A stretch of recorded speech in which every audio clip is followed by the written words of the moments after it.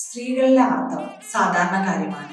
എന്നാൽ ഒരു ദേവിക്ക് ആർത്തവം ഉണ്ടായാലും അതെ, കേരളത്തിലെ 1500 വർഷം പഴക്കം വരുന്ന ശിവപാർവതി പ്രതിഷ്ഠയുള്ള ചെങ്ങന്നൂർ മഹാദേവ ടെമ്പിളിലാണ് ഈ അത്ഭുതം നടക്കുന്നത്.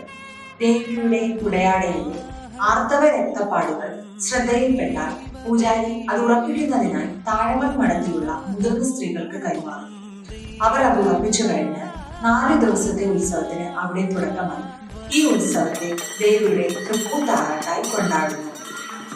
ഈ 3 ദിവസവും ശിവഭഗവാനിൽ നിന്ന് മാറി ദേവിയെ മറ്റൊരു മണ്ഡപത്തിൽ പ്രതിഷ്ഠിക്കുന്നു. ഈ ദിവസങ്ങളിൽ ക്ഷേത്രം അടച്ചിട്ടിരിക്കും. 4-ാം ദിവസം ആനപ്പുറത്ത് ദേവി ക്ഷേത്ര സമീപത്തുള്ള പമ്പാ നദിയിൽ ആറാട്ട് നടത്തി തിരികെ ക്ഷേത്രത്തിലേക്ക് മടങ്ങുന്നു. മടങ്ങിയെത്തിയ ദേവിയെ സ്വീകരിക്കാൻ ശിവഭഗവാനും എത്തുന്നു.